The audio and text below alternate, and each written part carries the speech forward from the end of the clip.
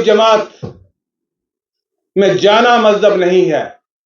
हम भारतीय जनता पार्टी में शामिल हुए हैं, हम अपना मजहब नहीं बदल के शामिल हुए। हमारा मजहब जो है वही है।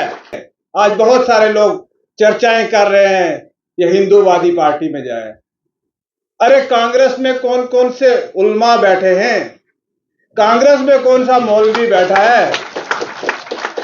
हम मिनिस्टर थे, कोहली साहब और मैं मिनिस्टर थे, हम कश्मीर में बाहर नहीं निकल सकते थे, लेकिन आज कश्मीर में जनाब कोई पत्थर नहीं मारता। हमें अपने घर से अगर किसी सेक्रेटरीट तक जाना था, हम बीपी गाड़ी के बिना नहीं जाते थे।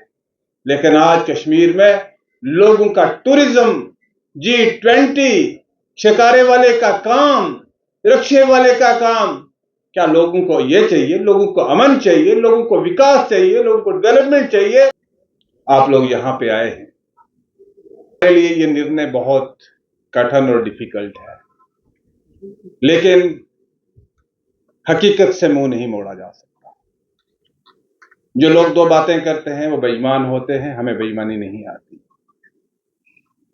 मैं कल गृह मंत्री जी से मिला था और मैंने गृह मंत्री जी को एक बात बड़ी स्पष्ट लफ्जों में क्लियर कही। बड़े अदब के साथ उन्हें मैंने कहा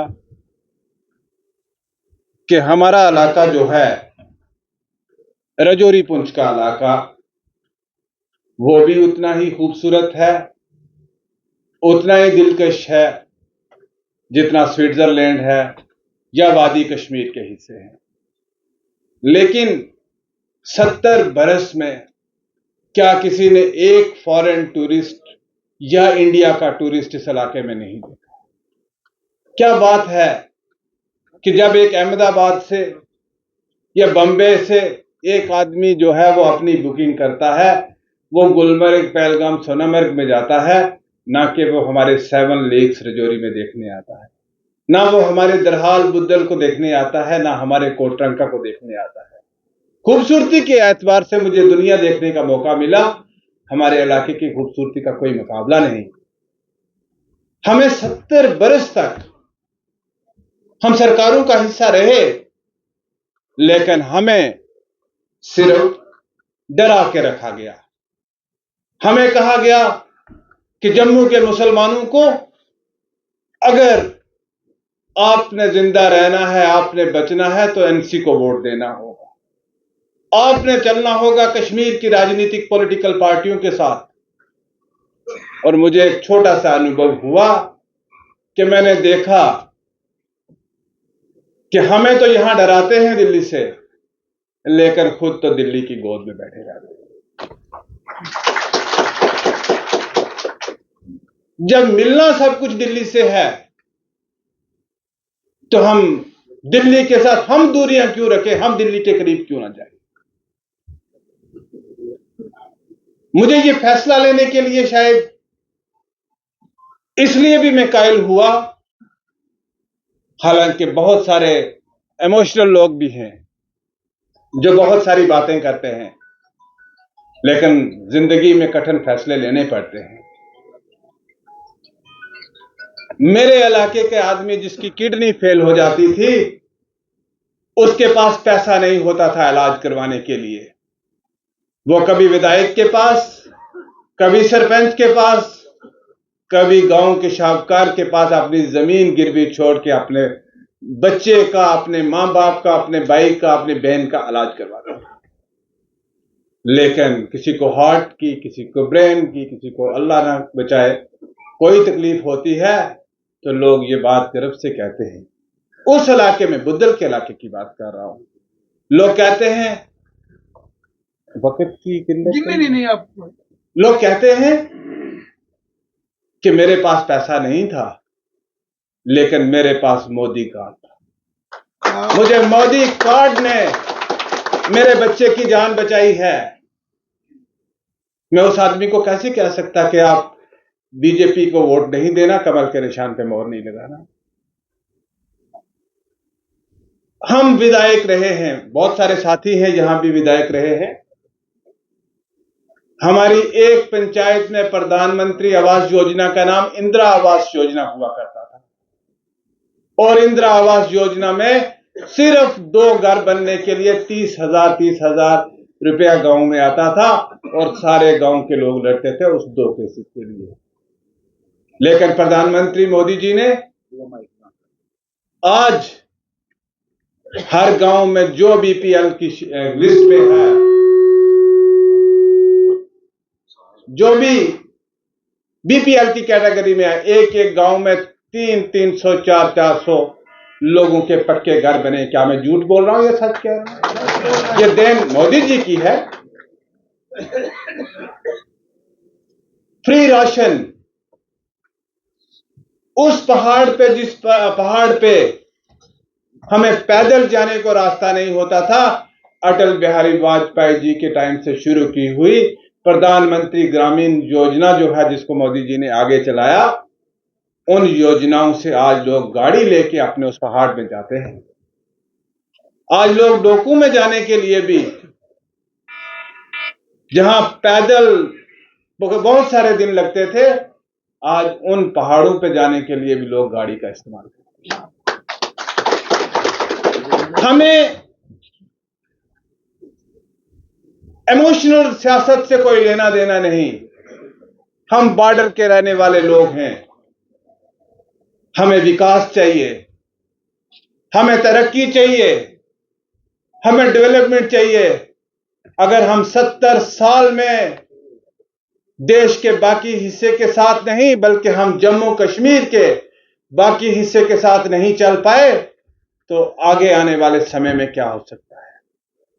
और मैंने इसीलिए संकल्प लिया है कि हम दिल्ली के साथ हाथ मिलाएंगे, मोदी जी के साथ हाथ मिलाएंगे, अमित शाह जी के साथ हाथ मिलाएंगे, तरुण चुग जी के साथ हाथ मिलाएंगे, रविंद्र रैना जी के साथ हाथ मिलाएंगे, ताकि हम अपना हिस्सा जो है वो इनसे मांग सकें, लड़ सकें, छीन के ला सकें। राजौरी पुंछ में इस विश्वास से कह सकता हूं कि जम्मू कश्मीर की सरकार बनने में राजौरी पुंछ का एक बहुत बड़ा योगदान होगा इस चुनाव में। बहुत सारी बातें करने की हैं। हमें राजनीति से ऊपर उठना है। बहुत सारे लोग बातें करते हैं, हम तो अभी धर्म की बात तो हम तब करेंगे जब हमारे पेट में खाना होगा। धर्म की बात तो हम तब करेंगे जब हमारे लोगों का, गरीब लोगों का इलाज होगा। जब लोग जिंदा रहेंगे तब बात करेंगे, विकास में आगे बढ़ पाएंगे तब बात करेंगे। बाकी कोई जमात में जाना मजहब नहीं है। हम भारतीय जनता पार्टी में शामिल हुए हैं, हम अपना मजहब नहीं बदल के शामिल हुए। हमारा मजहब जो है वही है, हम उसी मजहब में हैं। आज बहुत सारे लोग चर्चाएं कर रहे हैं ये हिंदूवादी पार्टी में जाए। अरे कांग्रेस में कौन कौन से उलमा बैठे हैं? कांग्रेस में कौन सा मौलवी बैठा है? आप लोग तो बड़े लोग रिश्तेदारियां भी करते हो आपस में, आप लोगों के तल्लुकात तो सब कुछ हैं, लेकिन गरीब का बच्चा, आम नागरिक अगर बीजेपी के साथ इसलिए हाथ मिलाए कि मेरे इलाके का विकास होना चाहिए, मेरे इलाके की डेवलपमेंट होनी चाहिए, मेरे जो लास्ट व्यक्ति है, अंतिम व्यक्ति जो लाइन में लगा है, जो लाइन में आखिरी शख्स है, उस तक इंसाफ पहुंचना चाहिए, तो ये पाप नहीं हो सकता। मैं इस बात को नहीं मानता और मैंने ये बोल्ड डिसीजन लिया है।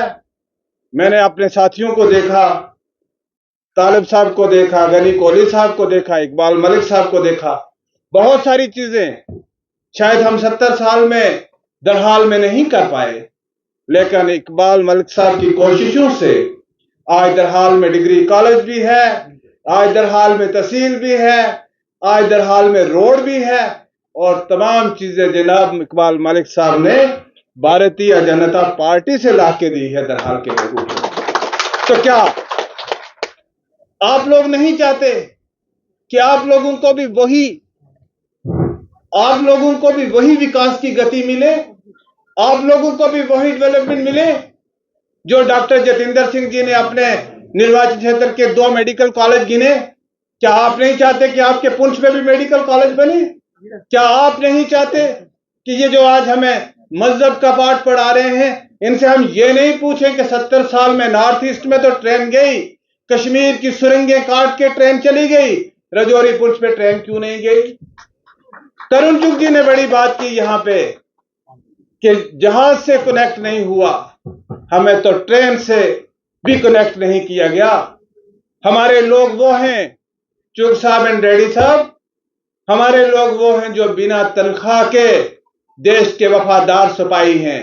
आज भी अगर आप देखोगे, हमारे लोगों ने मुल्क के खिलाफ बंदूक नहीं उठाई, शायद हमारे लोगों को उस चीज का खमियाजा भुगतना पड़ा है। आज तक हमारे लोगों ने वफादारी का सबूत किया है। कोई तनख्वाह लेके वतन की हिफाजत करता होगा, लेकिन हमारे राजौरी पुंछ के लोगों ने बिना तनख्वाह के वतन की हिफाजत की है।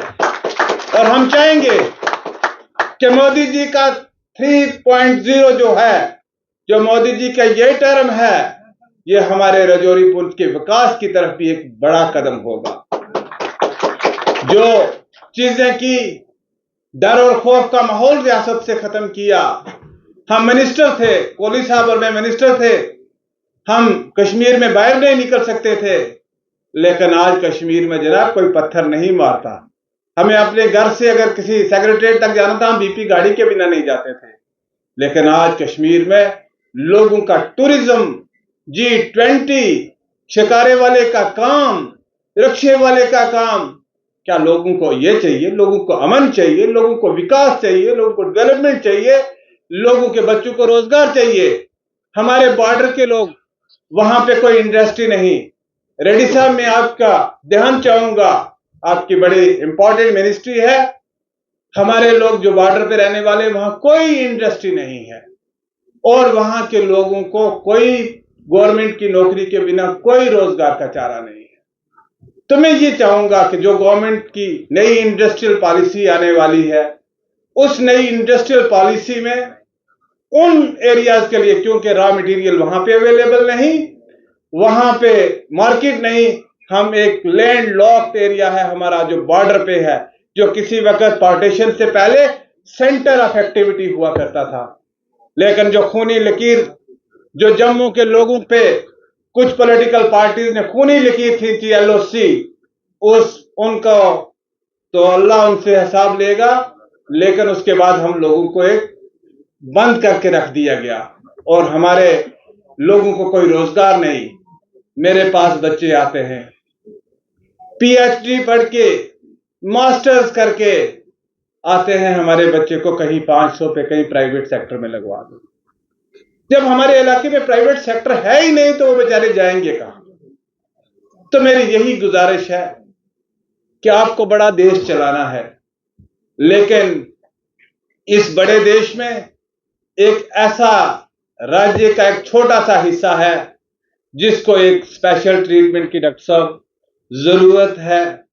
आप उसको एक स्पेशल ट्रीटमेंट देंगे और जिस उम्मीद से आपने मुझे लाया है, मैं आपको यकीन दिलाता हूं कि आने वाले दिनों में और भी बहुत सारे लोग भारतीय जनता पार्टी का दामन थामेंगे और आने वाली सरकार, हम ये यकीन से कह सकते हैं कि भारतीय जनता पार्टी की बनेगी।